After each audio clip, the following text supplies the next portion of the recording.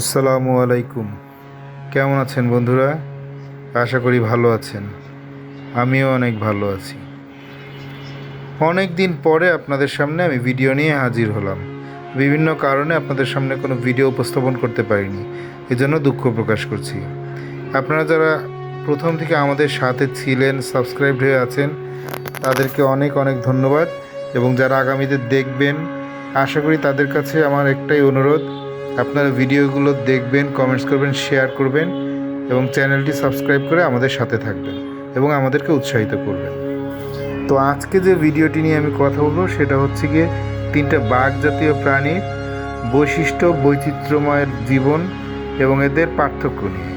আমাদের এই 3টি বাঘ জাতীয় প্রাণী আমরা দেখলে কখনো কখনো ভুল করি, একটির সাথে আর একটিকে মিলিয়ে ফেলি।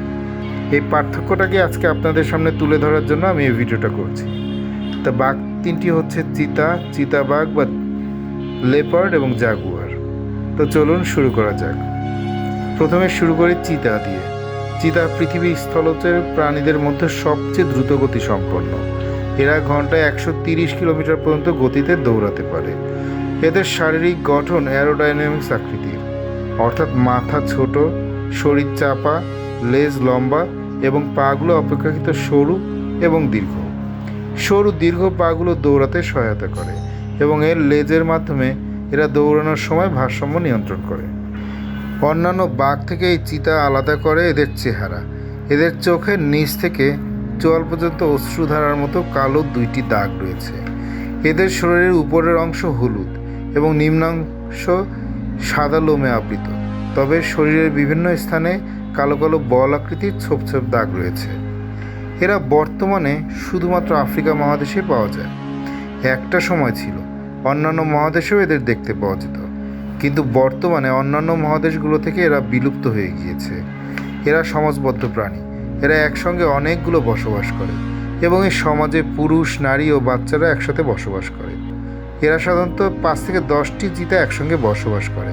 এরা হরিণ, শূকর, ওয়াইল্ড বিস্ট ইত্যাদি শিকার করে দেয়। আর এদের বাসস্থান তৃণাঞ্চল ও মরুভূমিতে। এদের শিকারের প্রাণী যেহেতু তৃণভোজী, তাই এদের আবাসস্থল তৃণাঞ্চল হওয়াটাই স্বাভাবিক। এরা অন্যান্য বিড়াল প্রজাতির মতো গর্জন করতে পারে না। এরা গাছেও চড়তে পারে না। এরা অন্যান্য বিড়াল প্রজাতির মতো সময়ে সময়ে থাবার মধ্যে এদের নখগুলো লুকাতে বা বের করতে পারে না। এবার আসুন জেনে নিই জাগুয়ারের ব্যাপারে। জাগুয়ার বিড়াল জাতীয় প্রাণীদের মধ্যে সবচেয়ে সুন্দর একটি প্রাণী। এদের রং যেমন উজ্জ্বল তেমনই সুন্দর। এরা সাধারণত মধ্য আমেরিকা এবং দক্ষিণ আমেরিকায় বাস করে। এরা চিতার মতো নয়, বরং শরীর স্থূলকায় এবং মাথা অপেক্ষাকৃত বড়। এদের গতিবেগ সর্বোচ্চ ঘন্টায় 80 কিলোমিটার বেগে হয়ে থাকে। এদের শরীরের উপরের অংশের দিকে গাঢ় হলুদ এবং নিম্নাংশ সাদা, তবে সাদা শরীরে কালো ছোপ ছোপ ফুলের মতো এবং মাঝখানে কালো গোল গোল দাগ রয়েছে। এরা গাছে চড়তে খুবই পটু। এদের খাদ্য তালিকায় রয়েছে মাছ, কুমির, পাখি ইত্যাদি। এরা গভীর জঙ্গলে বাস করে, তবে স্যাঁতসেঁতে এবং জলাশয়ের আশেপাশে এদের বিচরণ বেশি মাত্রায় থাকে। এরা সাধারণত একা একা থাকতে পছন্দ করে, তবে প্রজনন মৌসুমে নারী এবং পুরুষ একসাথে জোড়া বেঁধে চলতে দেখা যায়। এরা নিশাচর প্রাণী এবং সাধারণত রাতের বেলায় শিকার করে, তবে দিনেও এদের শিকার করতে দেখা যায়।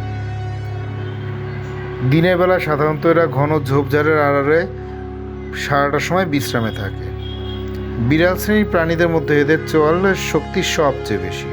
এরা সাধারণত সজারু, কুমির, মাছ, গুইসা, পাখি ইত্যাদি ছোট ছোট শিকার করে থাকে। জাগুয়ার একটি পৌরাণিক কাহিনীর প্রাণী। জাগুয়ার শব্দটি এসেছে ইয়াগুয়ারা শব্দ থেকে, যা দক্ষিণ আমেরিকার টুপি গুয়ারানি ভাষা থেকে উদ্ভূত, যার অর্থ এক ঝটকায় মারার সক্ষমতা রাখা, অর্থাৎ হি হু কিলস উইথ ওয়ান ব্লো। এদেরকে পাতালপুরীর শাসকও বলা হয়। অ্যাজটেক, মায়ান, ইনকা এসব আদি জাতিগোষ্ঠী জাগুয়ারের পূজার জন্য মন্দিরও তৈরি করত। এরা অ্যাম্বুশ প্রেডেটর, অর্থাৎ এরা ওত পেতে থাকে, সুযোগ বুঝে শিকারির উপর ঝাঁপিয়ে পড়ে। বিড়াল গোত্রের অন্যান্য সদস্যদের মতো এরা নখ প্রয়োজন মতো বের করতে বা লুকাতে পারে। এরপর বলতে চাই লেপার্ড বা চিতাবাঘের ব্যাপারে। প্রথমেই যে কথা জানতে হবে, চিতা এবং চিতাবাঘ একই প্রাণী নয়। চিতার ইংরেজি চিতা, আর চিতাবাঘের ইংরেজি লেপার্ড।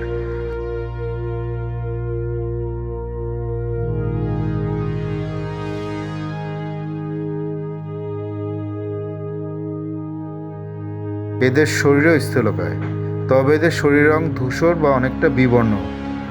এদের শরীরে কালো চিহ্নগুলো জাগুয়ারের মতো প্যাটার্ন, কিন্তু তুলনামূলকভাবে ছোট, এবং মাঝের কালো স্পটগুলো অনুপস্থিত।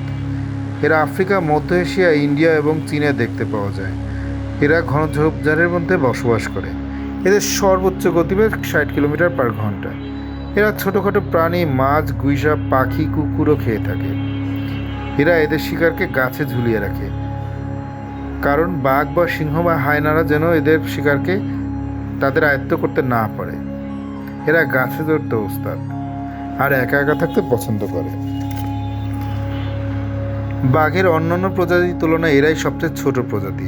এরা দিনের বেলায় গাছে উঠে বিশ্রাম করে। বর্তমানে এদের বনভূমি কমে যাওয়ার কারণে ইন্ডিয়ার বিভিন্ন এলাকায় শহরে রাতের বেলায় এদের ঘুরতে দেখা যায়। রাজস্থান, কর্ণাটক, মধ্যপ্রদেশ, এমনকি মুম্বাইতেও এরা মাঝে মাঝে আক্রমণ করে থাকে। বাসস্থান এবং খাদ্যাভাবের কারণে এরা কখনো কখনো শিশু এবং বয়সবৃদ্ধদের আক্রমণ করে, আর এর মাধ্যমে সংঘাত সৃষ্টি হয় মানুষ এবং বন্যপ্রাণীদের মধ্যে। পরিবেশ শেষে বলতে চাই, প্রতিটা বন্যপ্রাণী, উদ্ভিদ এবং সৃষ্টিও আমাদের জন্য প্রয়োজন পরিবেশের জন্য। তাই আসুন সবাই মিলে, সবাই যার যার অবস্থানে থেকে পৃথিবীকে সুন্দর করি, একটা সাম্যতার পৃথিবী তৈরি করি। তো বন্ধুরা, আজকে এই পর্যন্তই। আগামীতে কোনো নতুন ভিডিও নিয়ে আপনাদের সামনে হাজির হব। ততদিন পর্যন্ত ভালো থাকবেন।